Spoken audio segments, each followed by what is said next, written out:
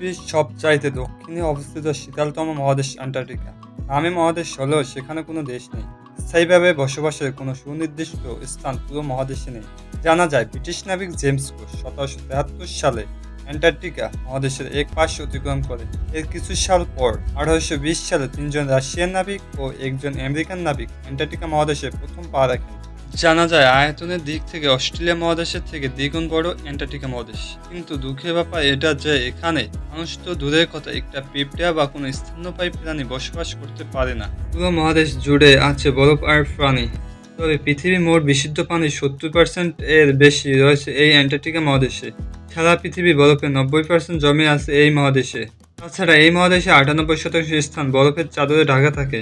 তবে পুরো অ্যান্টার্কটিকা মহাদেশে 300টি হ্রদ এবং 700টিরও বেশি নদীর দেখা মিলে। তবে পৃথিবী পৃষ্ঠে উষ্ণতার কারণে এসব হ্রদ ও নদীর পানি বরফ হয় না। তবে কিছু কিছু স্থানে বরফের পুরুত্ব 1 কিলোমিটারের বেশি হয়ে থাকে।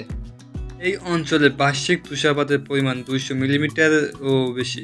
তবে ধারণা করা হয় 2 মিলিয়ন বছরের বেশি সময় ধরে এখানে কোনো বৃষ্টিপাত হয়নি। তবে জানা গেছে গুটি কয়েকটি প্রাণী এই শীতলতম তাপমাত্রায় নিজেকে মানিয়ে নিচ্ছে। তার মধ্যে হচ্ছে শ্বেত ভাল্লুক, পেঙ্গুইন, সিল ইত্যাদি প্রাণী। মজার ব্যাপার হলো যে এই মহাদেশে কোনো মালিক নেই। তবে প্রথম দিকে কিছু কিছু দেশের মালিকানা দাবি করে। তবে 1908 সালে ব্রিটেন প্রথম এই মহাদেশে মালিকানা দাবি করে।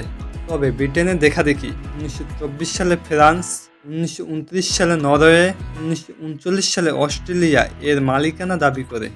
পরবর্তীতে 12টি দেশের মধ্যে একটি চুক্তি স্বাক্ষরিত হয়, যে চুক্তির নাম ছিল অ্যান্টার্কটিকা চুক্তি। পরবর্তীতে এই চুক্তিতে আরও 48টি দেশ স্বাক্ষর করে। তবে কিছুদিন পর আর্জেন্টিনা তার দেশের একজন গর্ভবতী নারীকে অ্যান্টার্কটিকা মহাদেশে পাঠায়। সেই নারী সেখানে তার সন্তান প্রসব করে। ধারণা করা হচ্ছে আর্জেন্টিনা ওই মহাদেশটি নিজেদের দাবি করার জন্য এই কাজটি করে থাকতে পারে। তবে সেখানে প্রতি বছর হাজার হাজার বিজ্ঞানী গবেষণার জন্য যেয়ে থাকেন। তবে বরফের এই মহাদেশে রয়েছে 91টি আগ্নেয়গিরি।